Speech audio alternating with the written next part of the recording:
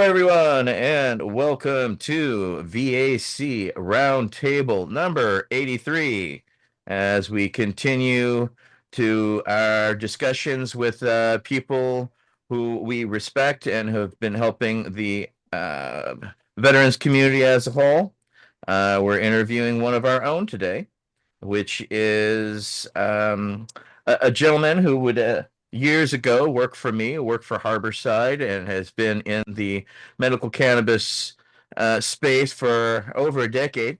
And he has been contributing. He originally had an organization called Operation EVAC, now called Compassionate Veterans. And we would like to welcome the one and only Venerable Ryan Miller. Thank you for Mhm. joining us today, Ryan. Thank you so much for including me. Glad to be here. So I'm just gonna get right into the brass tacks of things. This first question is kind of a multiple answers because it's how did you originally come to cannabis? So give us multiple examples, such as when did you originally hear about cannabis? When did you get turned on? And when did you realize it was going to become your life's work? So it's kind of a Mm, three-parter. yeah, that's a great question. First, I just want to thank everyone for being here now, just showing up. I believe sharing space is sacred, and we will never have this moment ever again. So thank you so much for arriving. I'm here on occupied Muwekma and Ramaytush Ohlone territory, otherwise known as Palo Alto, California, not too far down the road from Wade. My pronouns are he, we, and comrade. Um, yeah, I'm just really grateful to be here. I do want to apologize to any elders that I'm speaking before. I'm just a simple human being doing my humble best. I was introduced to cannabis probably about 15 years old. Of course, didn't probably feel it much at first, but continued the practice and learned how to feel good and feel better with the help of cannabis. I used it throughout high school as a big part of my coming of age, big way of socializing with uh, friends, making friends. There was a time actually, um, the first time I tried cannabis was where my dad lived in Vacaville. And I got some weed from a friend out there, brought it back home to my Bay Area where my mom's family's from, and we're smoking weed on this camcorder. People are taking video. This was before the camera phone, and somebody asked me "Hey man, where'd you get this weed?" And I said, "I got it from Vacaville." And they were like, "Vacaville? Who's getting weed from Vacaville?" And so for a big part of my life, that became my nickname. A lot of people know me as Vacaville. But yeah, I used cannabis throughout high school. I also used a whole lot of alcohol throughout high school. And certainly that didn't go away once I got to the military. Um, and I had to cheat on my urinalysis to enlist in the Marine Corps. There was a product called Vales, V-A-L-E apostrophe S, and it was effective at the time. It worked well. It got in. Didn't use cannabis at all during active duty, but did drink a whole lot of alcohol. I got meritoriously promoted twice. I was the company and battalion Marine of the Quarter at one time. And I also had two alcohol related NJPs, non-judicial punishments. Uh, and it really kind of just eliminated the possibility of that being a career path for me. So I decided to get out. I got out as a Microsoft certified excuse me, Microsoft certified systems engineer, Cisco certified network associate, and I got discharged here to larger Silicon Valley, which seemed to be an optimal, you know, military experience and training to convert to the civilian equivalent. But the majority of my friends were blue collar folks, garbage men, electricians, plumbers. I didn't have any really network in tech, and I had a lot of social anxiety. So it really prevented me from having the skills to network. I remember I went to a veterans in technology meetup in San Francisco, I had to have 3 drinks at the bar before I could even approach the networking group.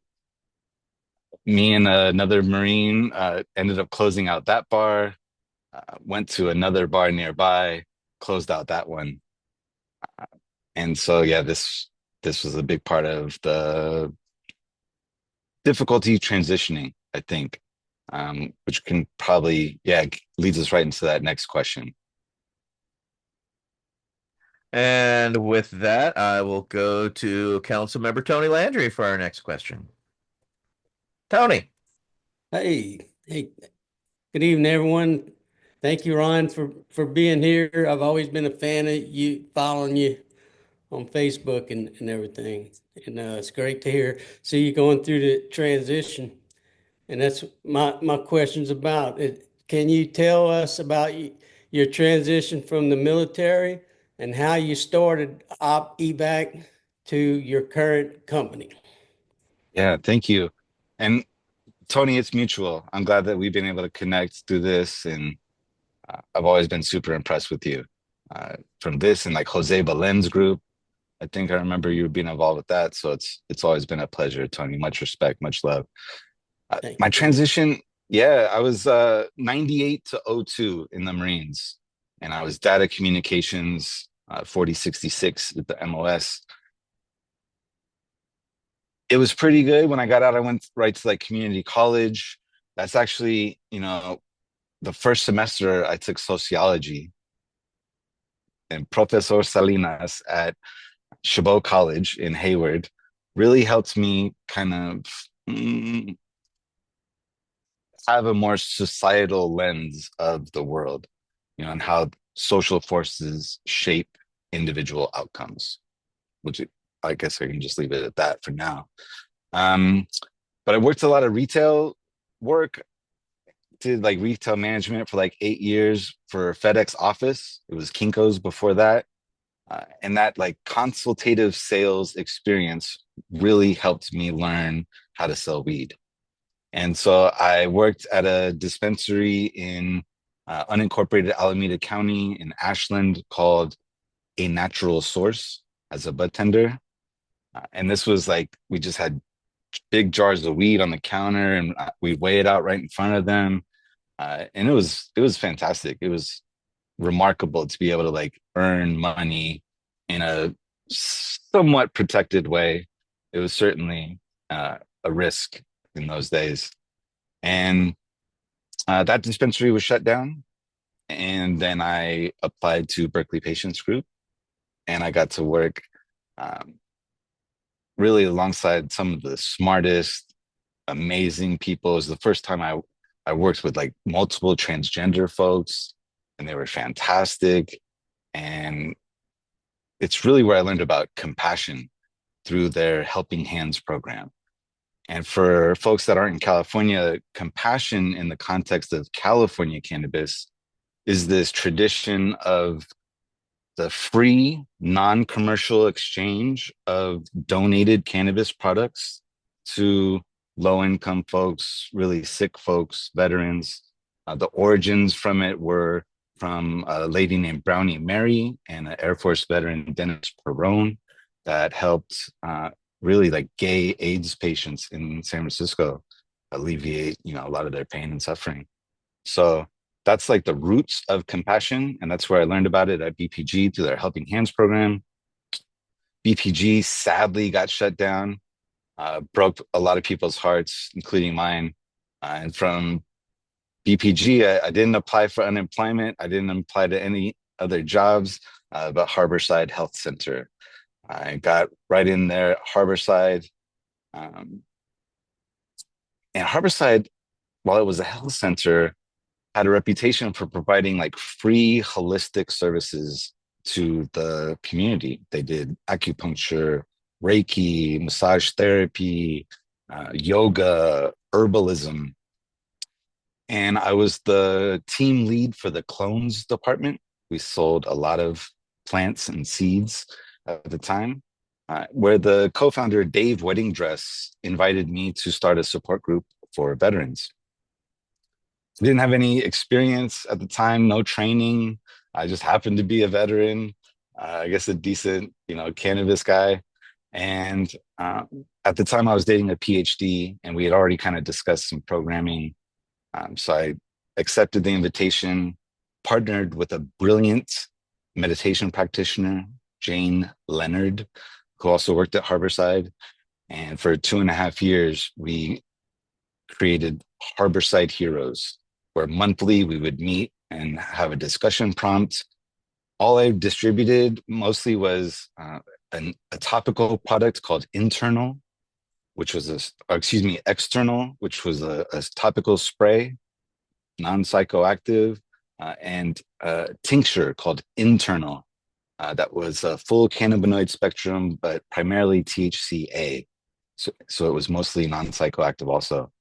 Uh, and that's mostly what we distributed. We got a couple of other donations from generous, farmers.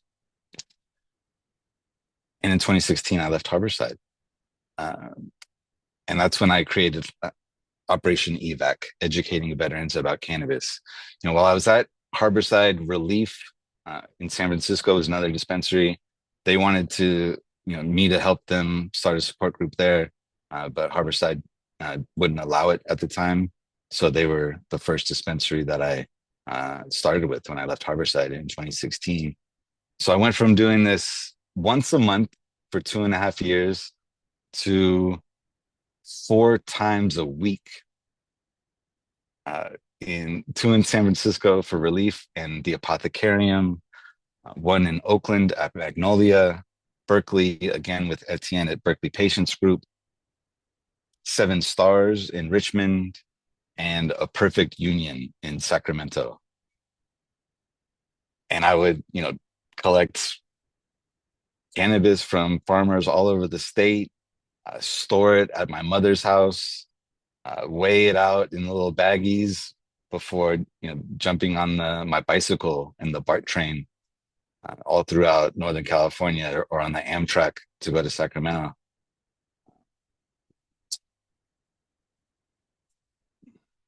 What else can I say about that?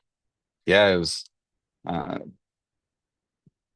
really, cannabis helped me get to uh, a better mental health experience. I don't think we kind of dipped into that. We'll probably get into that maybe at some point.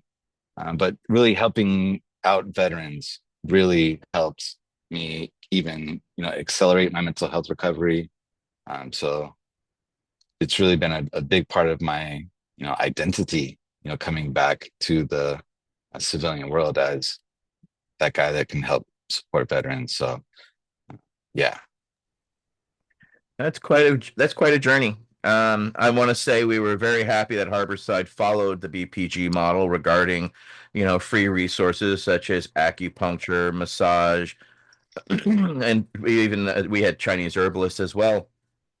Unfortunately, not all did. I was very happy because Steve had been an early mentor to me and the Cannabis Action Network, and for him to come in 7 years after and open Harborside, we wanted to make sure that the compassion that, as you stated, Dennis Perone had established was carried forward. And just to clarify, unfortunately, DPG was shut down in 2012, and Ryan was unfortunately one of the 50 plus people I had to lay off when the government shut us down. So we were fortunate to stay open, and we're still open to this day. But when we downsized, we were not able to go back to those original services just because space didn't allow for it. So I just wanted to clarify that. Next up will be Councilmember Michael Davis with our next question. Councilmember Davis. Yeah, hey Ryan. I think that is important, what you said, uh, about improving your own mental health, being a veteran and helping out. I'm a veteran also, and I think that, through cannabis and, helping, other veterans and just helping out, through like my photography and trying to help out through that way is also kind of help my mental health out as well. And I feel like through this activism and through the Veterans Action Council, my mental health has significantly improved as well. And I think that, this is something that, veterans, more veterans should seek out. And I thought I would just mention that real quick before I ask you your question. So I'm glad Yo, that you mentioned that. and if you don't mind, like I love that you're involved in art, and it's a couple of questions later, but it's been a big part of my transformation also. And I just think like art therapy is super real and important for veterans Mhm. to take practice, tap into the creative part of our brains when we've really been trained to engage the destructive parts. Absolutely. Yeah. Um, your question that I have for you is what inspired the transition from Operation EVAC to Compassionate Veterans? And then how does that new name reflect the organization's missions and goals? Yeah, this is a great question too. So, um, Operation EVAC, educating veterans about cannabis. My co-founder, Taryn Buxton, who was also a Harborside employee that left and started Oakland Extracts with a Navy veteran, Aaron Tran, came up with that name. And our logo was like a helicopter, and the EVAC was like stencil, militaristic kind of lettering, right? And pandemic kind of really changed our practice. We used to meet in all those cities, like I said, 4 times a week. And we shut down and went to Zoom. At one point in San Francisco, we'd have like 85 troops show up to our meeting. And our online practice, the most we've had is about 35. So the digital divide is been devastating, absolutely. But we have been able to kind of rebuild in terms of having access to veterans in, I think, 14 states now. We've had an active duty Marine join our support groups from a barracks room uh, in Camp Lejeune, North Carolina. He also logged in while he was on deployment. I don't want to say where, but it was in Eastern Europe at the time. So we've gone international. We have a Canadian veteran that joins us. So, and we've had troops join us from like their bedrooms, the hospital beds. So while we can't replace, that in person at the time that we did, having the access and the accessibility for folks was really a big thing. But um, compassion was like banned with Prop 64 in 2016, and we had to lobby for like 3 years to get it, to make it happen, essentially. We had a bill that the, passed the Assembly nearly unanimously, the Senate nearly unanimously, and then Governor Brown vetoed it. And it really like devastated me, broke my heart. I thought about, self-immolation at the time. I called 988 and they didn't know what to do because self-immolation is not a, stress or depression related.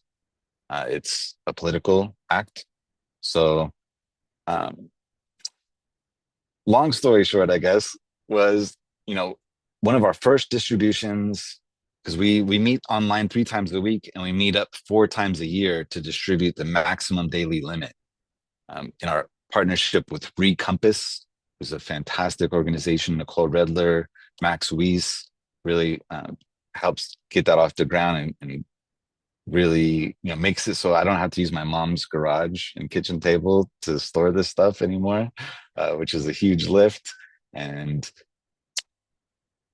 so we had given away the most product we ever had, 8 ounces. I even gave away an ounce from the traditional market on the side.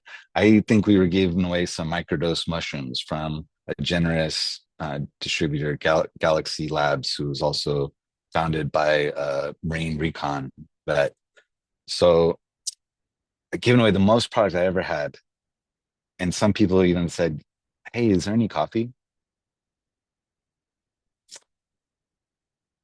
Snacks would be nice. Is this all we get?" And I went from that distribution to a couple days later, I went to a Vipassana, a 10-day silent meditation retreat. And I just kind of like, you're meditating 12 hours a day, 13 hours a day. And I was just kind of ruminating on this experience. I'm having my own kind of spiritual awakening in a lot of ways. And that's kind of when it hit me. One, you know, to show this evolution from harborside heroes, which I think hero worship is problematic, particularly in the context of the American military. Operation EVAC, I was it was brought to my attention from a member of About Face, Veterans Against War. His name's Ollie. Told me, "Hey man, you might want to look at your logo if anti-war, anti-imperialism is important to you." And I was like, "Ooh!" At first, I got real defensive about it, and then I was like, "Damn, he's right." I had to kind of like humble myself. Um, And so I had this idea, what, compassionate veterans. One, let's simplify it. EVAC, educating veterans about cannabis. It's an acronym, takes another layer to kind of interpret. Compassion is what I wanted to center on in terms of this culture of cannabis redistribution and donation of free, medicine for folks, and really kind of shifted into what I this mission and goals about the next part. And because I've been doing the suicide prevention thing for like a decade and redistributed hundreds of pounds of cannabis, uh, had 1,500 or so support groups, right? And while our community is doing fantastic, the larger veteran community is not. Like the suicide thing is not getting any better.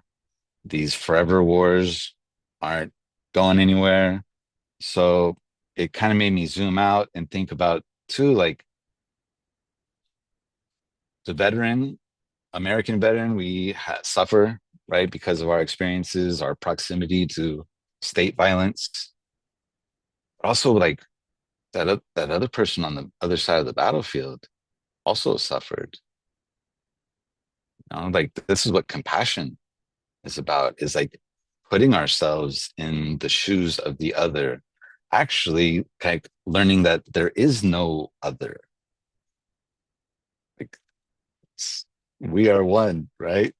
And so I do want to like capture the attention, the resources, support this veteran community, and I also want to see how we can build bridges to refugees and survivors of American militarism.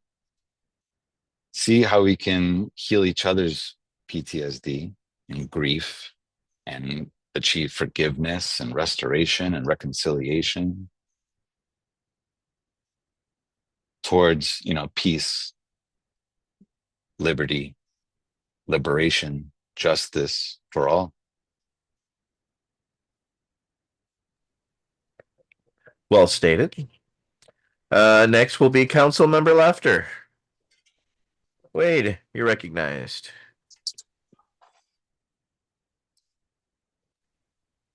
Wow, Ryan, I gotta say, this has been an amazing conversation so far. I'll just do a quick recap of what I remember. We started off talking about your time in the Marine Corps and your issues with alcohol. And somehow, yeah, you made a transition from alcohol into cannabis that led you into not so much a commercial slice of the cannabis work, but a compassionate side of cannabis. And I was fascinated by your way of stretching the definition of compassion. And I liked what you said. I've always thought of compassion as A lot of people are capable of walking a mile in someone else's shoes and feeling what I call empathy for their situation. But compassion is when a person who experiences that empathy decides to do something about it, to act, to make a difference in the world. And I see you, Ryan, just one up one side and down the other. I love it. I feel like you might have already answered the question I'm going to ask you, but I'll throw it out there and let's see what you come up with. Can you share the most transformative moment in your life journey and how it shaped your mission today? Thank you, brother. Damn. Yes, thank you so much, Wade. Appreciate that. I kind of touched on the mental health piece a little bit before, but let's go there a bit into the darkness, if you will, for a moment. I did get out in 2002. I was doing okay, community college, retail work, whatever. In 2004, Pat Tillman was killed, and he was from San Jose, California, and went to Arizona State University, and then played for the Arizona Cardinals as I think a defensive player, defensive back, and quit the NFL to join the Army and became an Army Ranger and was killed in Afghanistan. And it really kind of struck me, right? Because here I had these aspirations to become like a tech bro and make a lot of money and stuff, when I left the military, and it really wasn't working out so well. And then this guy had this example. It really showed me, because he had that material success and he sacrificed that to serve and what he, believed in.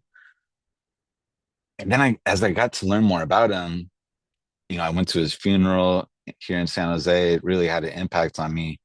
I learned how kind of critical he was of the war, and how he had an appointment with, I think, Noam Chomsky, who I was really encouraged that got involved with the Veterans Action Council at one point. And so it kind of really invited me to start looking with a more critical lens at these things. And there's something that was happening too at this time, when I would self-identify as a veteran. I deployed to Okinawa, Japan was where I was stationed at, deployed to Brunei, Bali, Indonesia, Malaysia, Singapore, Philippines, Hong Kong, Thailand, Australia, Korea twice. I'm a shellback, if the sailors know what that's about. But when I got home, everyone was only interested in Iraq or Afghanistan. And so it really made me feel like I didn't do enough. I didn't get the combat action ribbon. I didn't get the combat deployment. I didn't get a Purple Heart. Didn't come home in a flag draped coffin. And this narrative of unfulfillment led to inadequacy. Well, and that inadequacy was also further influenced by the pogue shaming that we have in the Marines. Pogue is person other than grunts. Maybe you've heard of rear echelon mother effer. Maybe you've heard of FOBIT, forward operating base, person that didn't go beyond the wire, so to speak. Because at the top, you'll have the dead, then you'll have the Purple Hearts, then you'll have maybe the special operators, the grunts, and then, me, the non-combat, non-infantry. I'm a 0%, right? Veterans' guilt for not doing enough is not a disability qualifying condition. It is a form of PTSD, veterans' guilt, but not according to any sort of disability rating benefit. So basically, like the most transformative moment was when I smoked the venom of the Sonoran desert toad. And this is 5-MeO DMT. I think about 2014.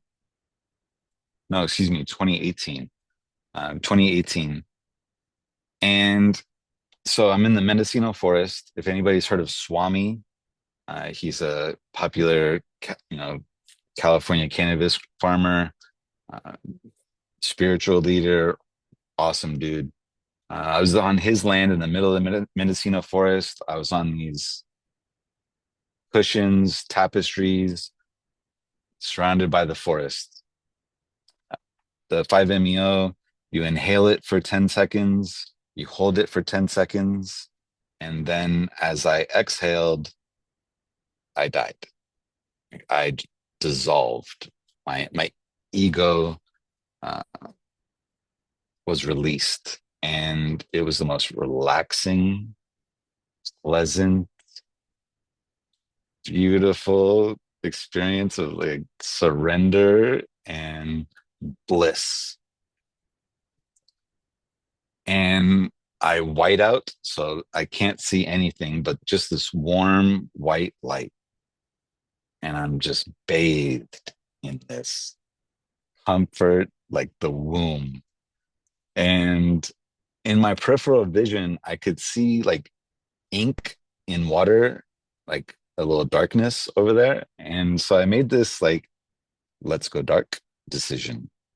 And that warm white light transferred immediately to this dark, cold, scary, terrifying, uncomfortable, like horrific experience. And I'm like writhing on these mattresses,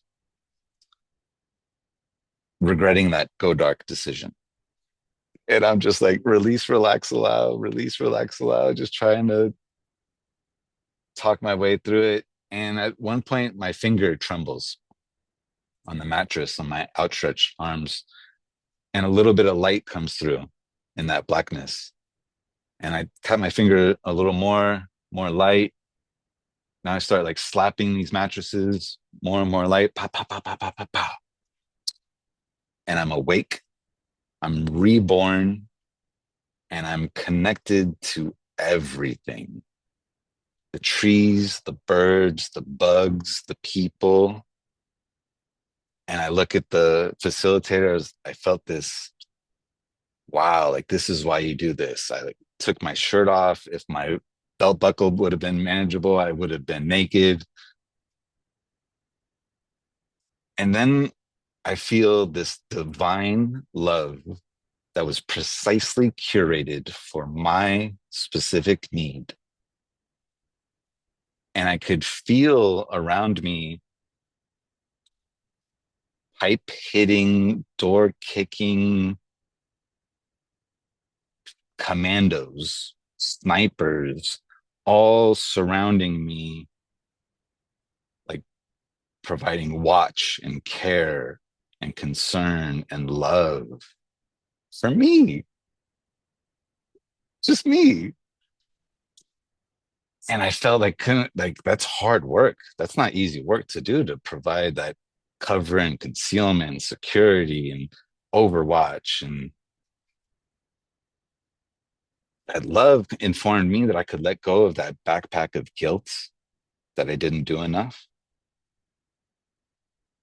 It kind of informed, I try to tell them like, hey, you guys can go off duty now. Like, I'm good, thank you.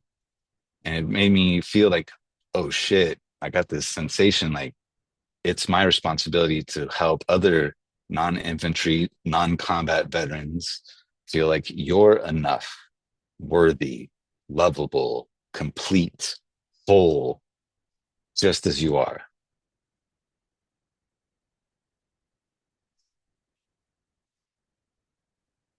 Let that just soak in a little bit before I go to that next transformative experience that I had was at last year's Veteran Art Triennial in Chicago. And this was multiple exhibits throughout the city that curated American military veterans, Native American artists, and Iraqi artists. And its intention was to commemorate the 20-year anniversary of the illegal and immoral 2003 invasion in Iraq, and to illustrate that the modern forever wars are rooted in the Indian wars that were right here on Turtle Island. The counterinsurgency tactics were learned here against like elders, women, children on the genocide here in America. So at the end of this art exhibit in Chicago, I witnessed a Native American person smudging an Iraqi artist. And I just really struck me like this sacred experience, both these two victims of American militarism, separated by opposite sides of the earth. And he's offering like prayers, like healing prayers with the sacred sage medicine. And it really just converted this guilt that I had for not going to Iraq or Afghanistan all the way to gratitude that I avoided staining my family lineage in this dishonorable imperialist experience, which probably leads into the next question. Probably does. With that will be Council Member Leslie Free. Council Member. Thanks, Etienne. Ryan, I love everything that you're saying. I mean, I love that you're bringing up the self-responsibility and accountability in relationship with working with the divine and these medicines, because it's all of it. So my question is, what lessons can the broader wellness and veteran communities learn from indigenous traditions in their approach to healing? Ooh, this is such an important question. And I also want to state that I'm no expert. I'll likely make mistakes in what I'm going to say, and I apologize to anyone who I might offend.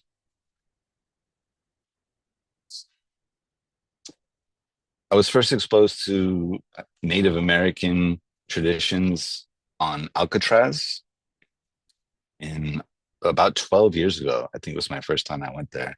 On Alcatraz was occupied in the 70s by Native folks. They just took it over for a couple of years. And every year on Thanksgiving holiday, there is a sunrise ceremony. And I've been going that year over year with a childhood friend of mine for about a decade. And that's where I was really like introduced to spirituality, a lot of different social movements, Palestinians being one of them, would show up and speak there. And then in 2016, I deployed to Standing Rock, North Dakota, for the indigenous water protection. There was a Veterans for Standing Rock was a GoFundMe that raised like $1 million. Wesley Clark Jr. was the guy that organized it. And we bussed in from all over the country. And I had experience peacefully protesting on the streets of Oakland and San Francisco, first for like anti-war, then for anti-police brutality. But that was my first experience with prayerful protesting. And, on our way out there, Obama stopped the permit for um, the pipeline, and so that was like a success, and so it was like an answer to prayer for a lot of people.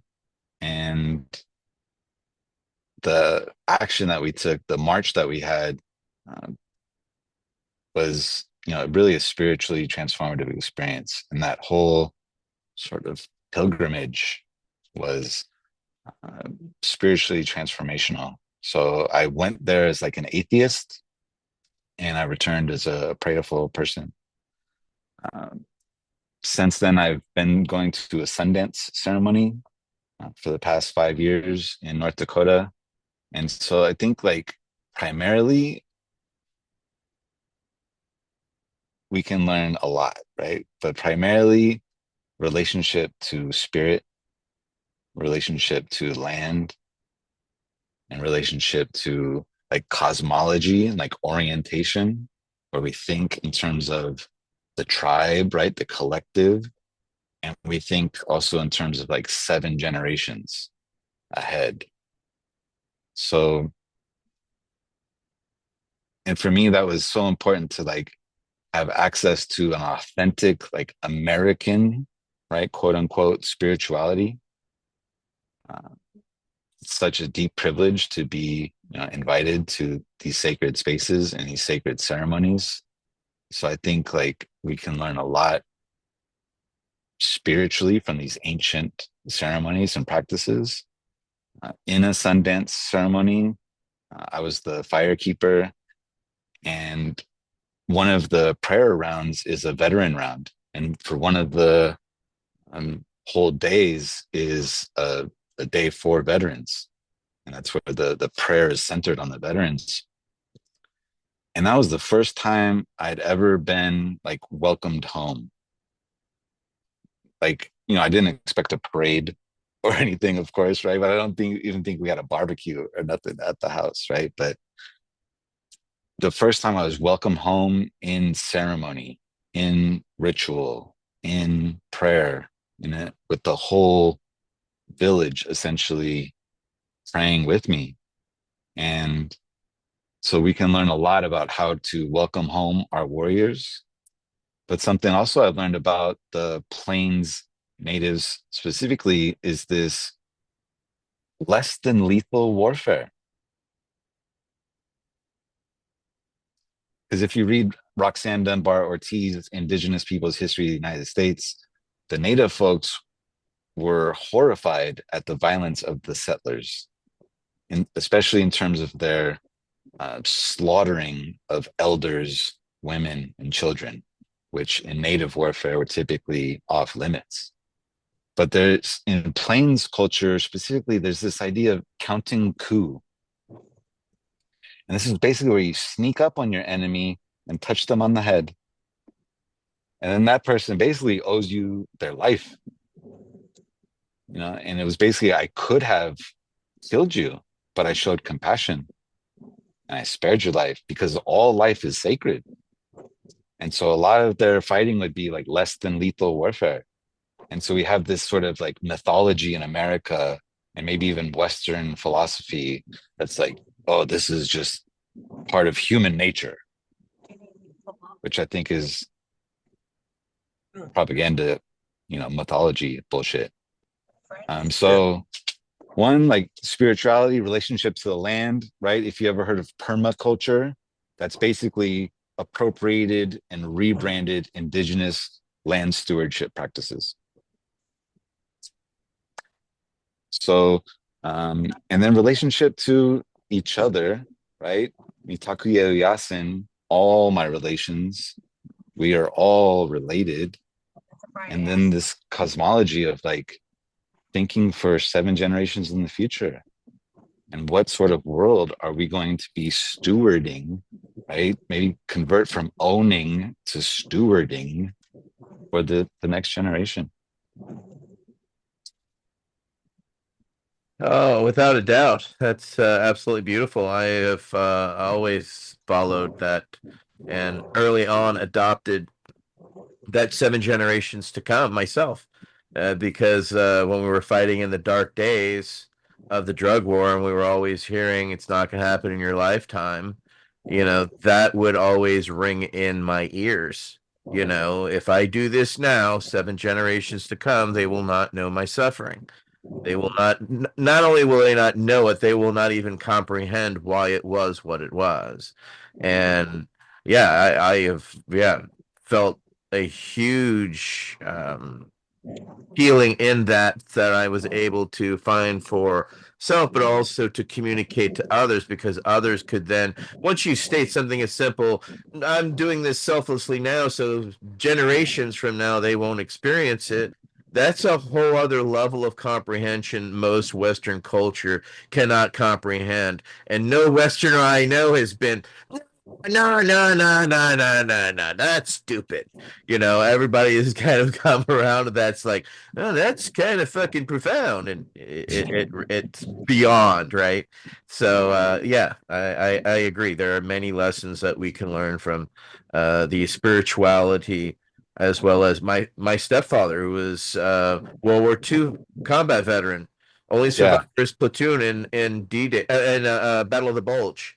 And at 88, he was adopted by Quanah Parker's family, and so he did full peyote sweat lodge ceremony, and that was, whew, he was gifted full bonnet with all of his medals going down, and the way that the elders and the tribe accept the veteran is they're elevated in a respected space, not in the glorified way that the Western culture seems to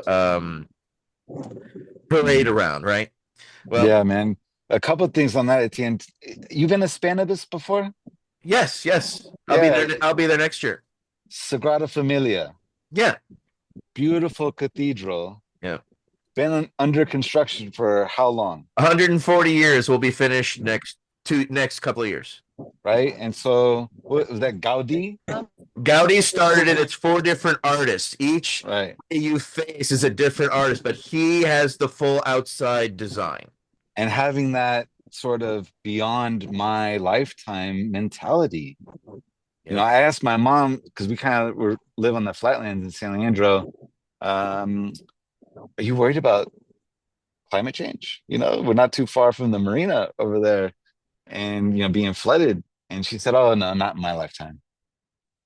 And that's kind of like a lot of the mentality, God bless them, that we've inherited from our ancestors, I'll just say, right?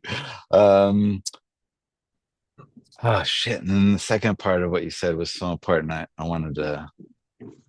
I was speaking about my father being in a sweat lodge. Yeah. Yeah. No, it's changed my life. Great medicine. I cry every time in the sweat lodge. Like, it's a beautiful way to pray, like in the dirt, connected to the land, right? And not, the Sagrada Familia is beautiful, right? Beautiful cathedral, but I never felt as close to God and the universe and creator as I have in sweat.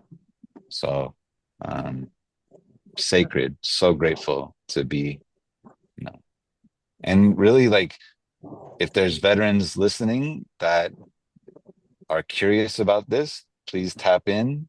Part of the Chief's vision is a veteran camp. And so tap in. See you then. Yeah, yeah. My father and my mother were adopted in Texas, so I don't have that privilege, and I would love to experience that someday myself. Next up will be Michael Crowitz with the next question. Councilmember Crowitz, you're recognized. Thank you, Etienne. It's just so good to see you, Ryan. I'm driving, so hopefully you can hear me well. Drive safe, brother. Thanks.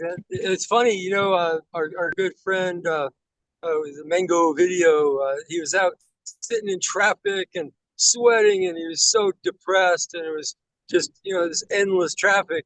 And then he realized he had been in a sweat lodge and he was not going anywhere, and he was sweating and he was very happy. Like, what's the difference? And he realized the only difference was his mental attitude. So he decided to look at that traffic jam as a sweat lodge opportunity, and all of a sudden his mood completely changed. I thought that was the cutest story. And on the second front, I was talking at the Emerald Cup, and I realized we were just being so heavy. I was trying to come up with something positive to say, and I realized that all these time travel movies, they always are in fear of doing something as small as stepping on and killing a butterfly because it might just totally adversely affect the future. And I told everybody, heck, we're doing a lot more than protecting butterflies here. I think that we're making an impact. So thank you for that, and I think the future will tell. So, but my question, if I can get it to come up again, is sort of looking at the future, right? So, you emphasize that cannabis and psychedelics are essentially what you called fancy band-aids. That stuck in our brain when you said that. Without addressing the poverty, the draft military industrial complex, how can advocacy and activism better tackle these root issues? What are your thoughts about underlying issues that we're just dealing with the symptoms of? Yeah, man. Thank you so much for this question. I think it's like really the military industrial complex and like capitalism and imperialism are like the 500-pound elephants in the room that we don't really talk about much as a veteran community. I think it's really important that we have to like center the economic, the political, the historical incentives for how our military is deployed, right? And like I said, I've been doing this suicide prevention thing, right? Because really preventing veteran suicide has prevented my own suicide. And cannabis has been great, right? It's been awesome. Harm reduction approach, it's helped convert troops from some pharmaceuticals, polypharmaceutical approaches to cannabis. That's been awesome. One thing I think that I do want to mention that we made a mistake in the plants over pills approach to our advocacy, trying to destigmatize cannabis. It had, I think, an unintended outcome of stigmatizing folks that do find relief with pills. And I just want to acknowledge that, right? But being exposed to that sociology class on the GI Bill when I first got out at community college, I that was what, 20 years ago, right? Just recently, I finished a master's in counseling psychology, and I learned about this thing called liberation psychology that was founded in El Salvador in the 80s. And I think a lot of us could probably remember what America was doing in El Salvador in the 80s that led to horrific right-wing death squads. And there was a lot of violence. The person that founded liberation psychology, Ignacio Martin Baró, was killed, assassinated by a right-wing death squad, US backed. I like to say that more often, US backed right-wing death squad in El Salvador. But it was essentially, informed by liberation theology. That was basically, we got to do more than pray. We have to take action. So I have to do more than be your therapist. I have to invite you to kind of organize, advocate, speak truth to power, act as an agent of change, but also look at the historical, political, economic, cultural factors that have contributed to your individual outcomes. So I say this because, the socioeconomic poverty draft replaced compulsory service and the Vietnam era draft, right? Where it's tuition rates are so high, unemployment rates are so high. The military industrial complex and the prison industrial complex intersect in the same low-income communities, where those of us based on our privilege or luck avoid the school to prison pipeline, we're funneled into violent servitude to clamber toward the myth of upward social mobility. And if we are recruiting predatorily from lower income communities, kids like me, 50% of us have an experience with childhood sexual trauma. Other, high, I would say, adverse childhood experience scores. So we come to the military a traumatizing experience from traumatized childhoods often. So this is like the socioeconomic poverty draft, where this huge $1 trillion war machine is fueled by the lowest rung of our social ladders, right? And then the military industrial complex has to be centered not only in this idea of like peace and liberation, but if we want a livable planet. And so, like, I served capitalist imperialism in the Marine Corps from 1998 to 2002. And the military is the number one consumer of oil. The majority of toxic Superfund sites are former or current military bases. And we have 1,000 plus bases around the world. So any conversation about the environment is hollow unless we center the military industrial complex, which is excluded, by the way, from global climate agreements. The military is not even discussed. And if we really want to get serious about this veteran suicide problem, we have to critically examine unjust intervention just as much as we want to investigate the Afghanistan withdrawal.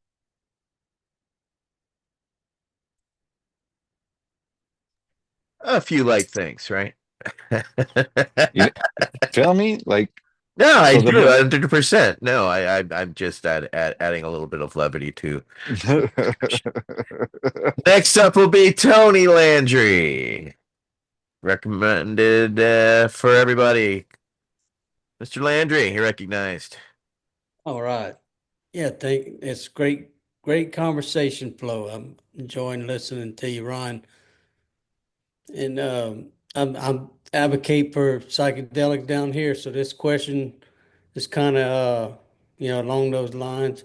It says you contributed to reforms in like California's cannabis laws and Oakland's decriminalization of psychedelics. What policy changes do you see at the most urgent to help veterans heal? Man, thank you so much, Tony, for this question. All right. And yeah, like helping change policy is some of my most proudest accomplishments. Like going to Standing Rock, uh, getting arrested in Sacramento, protesting police brutality, getting tear gassed in the streets of Oakland. These are like some of my proudest accomplishments. I got fired from my therapy internship this summer for wearing a keffiyeh bandana to group supervision and then a watermelon t-shirt. I'll take it. Thank you. And when that compassion bill that Governor Brown vetoed broke my heart, it brought me to one of the lowest parts of my life. Right. So I'm curious about this, like, veteran involvement in groups like the Veteran Action Council, I believe could lead to improved mental health because you're in a community that's involved in affecting change. The shadow side of that, though, is that what I've noticed in reform style political action, there's more losses than there is wins because it's not really designed for like working class people to benefit. I'm curious if institutions like voting and public comment are anything more than the illusion of proletariat participation. Like, okay, here's your vote. Okay, you have 2 minutes. Get back to work. So most urgent, right? Citizens United, right? What is a democracy when a corporation can contribute the same amount to a political campaign as an individual human being, right? When there's no accountability for corporations. Citizens United, the nearly $1 trillion a year out of control defense budget, where they're overpaying for things like trash cans. You could see Google, like I think they're $40,000 trash cans.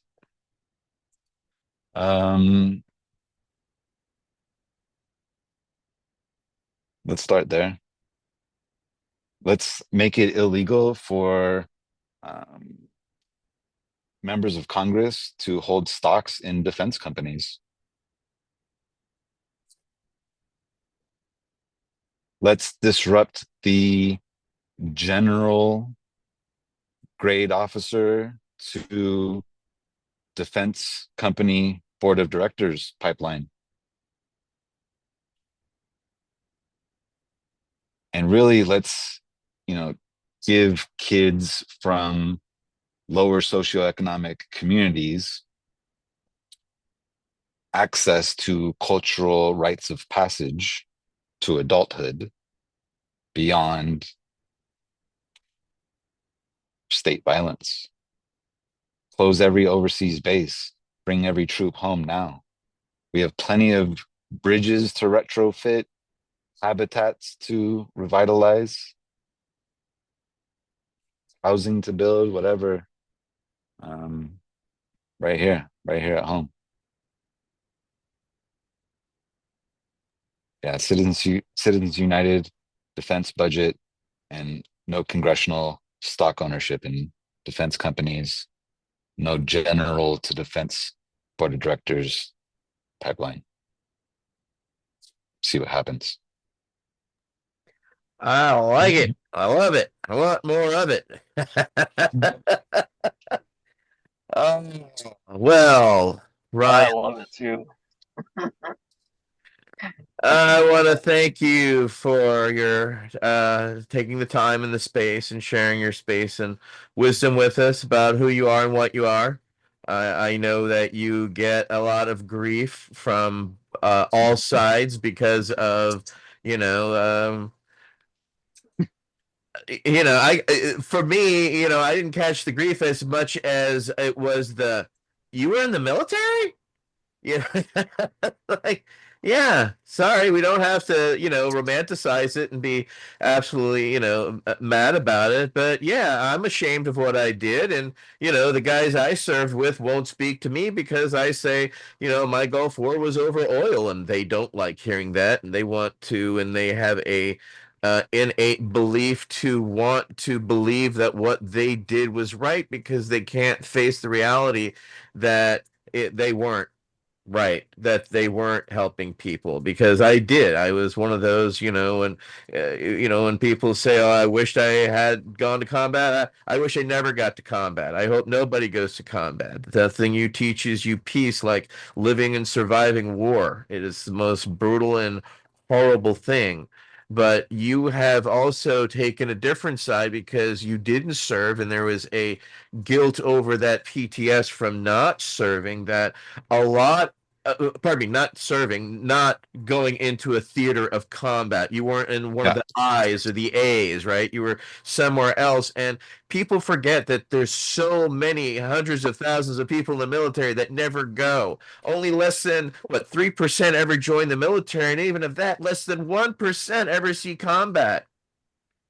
And yeah, we hope no one else ever does. And I think you're absolutely correct. Let's bring them all home. We can stop building bases in surrounding countries and threatening invasion. And, let's look at ways of, yeah, I mean, You know what's frustrating, Ryan, is I love the idea of what you're stating regarding the industrial military complex and stopping the moving of, the generals into the boardroom. But there was a saying when I was a kid, oh, if there were all women in charge of the industrial military complex, this wouldn't be happening. Well, ladies and gentlemen, I humbly invite you to currently go look at the head of all of the industrial military complex companies, and they are run by women. So, no offense to anybody, but that mentality that Yeah. we were going to be much more humble and loving, if that were the case, has turned out to be a reality far from the reality we're experiencing. Councilmember Davis, you have a follow-up. Yeah. So as I'm sitting here getting ready to go see Melvin Seals, and I've got some Grateful Dead jamming through my head right now. There's a part of a song, on Grateful Dead that says the grass ain't greener and the wine ain't sweeter either side of the road. I would like to think that I'm glad that you've been able to let go of that, that feeling of, guilt of not deploying and not feeling like, you're not good for not deploying. I was actually kind of impressed with the places that you said you did get to go. Those sound like some pretty cool places, man. Um, but I would like to say, as somebody who has deployed to Iraq twice and even went to Afghanistan once as a contractor, that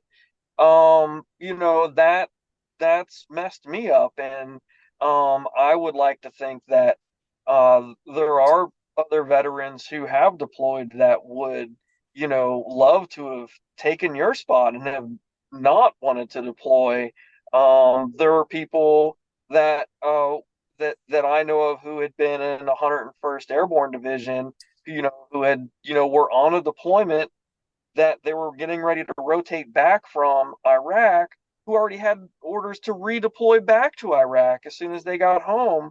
And like, it's just burnout, man. Like, oh my God, was I burnout being in there just from back to back to back deployments. And brother, I think, yeah, things work out for a reason. And I think, I don't know, man, but yeah, that's all I wanted to say. Yeah. Yeah. I I hope this well, discussion helps other veterans see Yeah. an example that you have become as someone who has come to that healing, and it helps others heal. You help combat vets and non-combat vets alike heal from all services, and this dumb machismo that the is perpetuated through the NFL has a whole month dedicated to propaganda, and the Army Navy game is a sense of propaganda, and I see you posted that, and boy, people really got their undies in a bunch over how dare you say something honest and true that we as veterans see and understand, but the general populace is so blinded by that military drunkenness that they're so high on that oh, I can't wait to thank you for your service. Well, I can't wait to ask you if you were an American worth fighting for. Were you? They don't like that question when it hits them, because they think, oh, I'm going to get him with this one, and it's like, oh shit, am I an American worth fighting for? What did I do? I turn it yeah. back on them, so it makes that contemplation inward, because I felt that was something I've always for. Well, thank you for your service. Well, what are you thanking me for? You didn't Yeah. engage me about what my service was, or if I am proud of my service, because there's a lot of shit that says I served and I'm proud. Well, I served, I'm not proud, and that's Yeah, brother. okay. you know This is important, man. And also, like, service to whom exactly? My freedom ain't got shit to do with Iraq or Afghanistan or AFRICOM, Nope. right? Like, service for the shareholders of the military industrial complex. service to capitalist imperialism. Like, let's be like real. And I think like whether it's combat, non-combat, brother, like I'm sorry you went to Iraq and I'm glad you made it home. You know what I'm saying? Like we don't have to have this pissing contest if we take these unjust and immoral interventions off the American exceptionalism mythological propaganda pedestal that they undeservingly enjoy. Bathe in it, revel in it. I mean, it's a sickness that we as veterans have to watch from the inside out, right? Because it's hard to unconvince, and if you wear something military, oh, thank you, that's coming, and this isn't a complaint at the American public as much as understanding the perspective that we've been forced to experience because we chose to do this. Right. We didn't expect this. We didn't expect 10% off it. We didn't expect free dinners and lunches at Arby's on Veterans Day and shit like that. That's not what we served. We served to care, to help, and what we ended up finding is that, yeah, I served oil companies. I served industrial military complex. I when my first firing of rounds into Iraq was a brand new top secret copperhead round that was brought in just for us to fire and deal with, that we shot hundreds of, that Yeah. cost millions of dollars you have no fucking idea about. And Right. guess what? That's going to be the first one replaced, is that new expensive stuff, not the World War II gunpowder I was using in my artillery, the rounds from Vietnam, and my howitzer that was built during Vietnam. You know what I'm saying? So just the understanding of that exceptionalism. We were humbled because I served alongside the French Foreign Legion, and everything Yeah. they had was made by the highest bidder. And they Mm-hmm. wouldn't trade anything with us because everything that was from us was made by the lowest bidder. And as far as they Yeah. concerned, was crap. So we Yeah. got it from either side, even from our Mm-hmm. international friendlies. We were shamed Yeah. because of the representation we're supposed to have as the big bad Americans, and that we're just cheap secondaries to everybody else. And Mm. that was humbling to experience, Yeah. as a soldier, being there. Yeah. And it's important, I think, to, include in our narrative of this GWAT experience is Fallujah is now the world's epicenter of birth defects. 5 million innocent Iraqis were slaughtered, and there were no WMDs to be found. Hussein had nothing to do with 9/11. Deadly Betrayal: Why America Invaded Iraq is a book written by Fritz, I think is his last name. I think he was a 28-year military veteran. I've just ordered it. And yeah, I think we gotta have these tough questions. I think us GWAT veterans, we can learn a lot from the Vietnam veterans that threw their medals back. And it's our moral obligation to really discourage recruiting,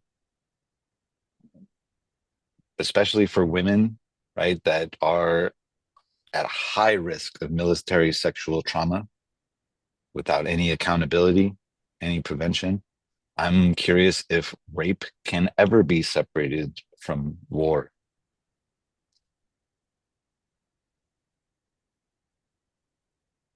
No, these are hard truths that we as soldiers, and as we as we were talking, the Native Americans and the old tribes, we were welcomed back as elders and as That, understanding because of what we had experienced. yeah, But we don't have, the society has not given us the love and the shelter that the right. tribes have and given. And I think a lot of us got lost after the wars, that we, or Yeah. even when we served, because we were not embraced by our communities, nor did our communities know how to embrace us. Right. And Etienne, one thing I do just want to mention, because that struck the memory of what I wanted to say earlier, is you're right. In Native American culture, or excuse me, American Indian culture, veterans are at an elevated part of society and honored. And I think it's important to apply discernment between Right. indigenous cultures of warriorhood Yes. and imperialist militarism. And we have to like disentangle these two that have been conflated into the same thing. And yeah, American Indian folks serve in the military at a disproportionate rate than any other ethnic group. And I'm curious, yeah, Navajo code talkers were the heroes of World War II. And how much is the American propaganda machine going to take full advantage of that to recruit the next generation of folks that are, economically disadvantaged? Well, you bring up very great points. And I'm sorry, brother, you had your hand up. Thank you for waiting. Yeah, Mike. Oh, I was just gonna say that you were talking about the book that you ordered, and I was wondering if they were gonna talk about the involvement. About the involvement for how we got into Iraq and everything, because one of the other reasons that we did go to Iraq was because of a source intelligence from this guy. They coded him operate. His name was Curveball, and that was his code. Like I said, his code name. And what happened was we had information from MI6 and the Germans, and they both said, "Hey, don't use this guy. He has his information's not worth it, right? Like Yeah. it's not. It's just they told us like this guy's information is we validated it. It's not right. He kept Yep. going around and saying, "Hey, there's WMD in Iraq. There's WMD in Iraq." And what happened was he finally came to the United States intel collectors, and you know they finally got what they wanted to hear, which was WMD, and that's all that it took. And once they had finally heard that, they ran with it. And Yeah. once that they ran with that information for WMD, that's what was the thing that kind of kicked it all off. And yeah, we never found WMD in Iraq, and yeah, Hmm. so Well, it's interesting.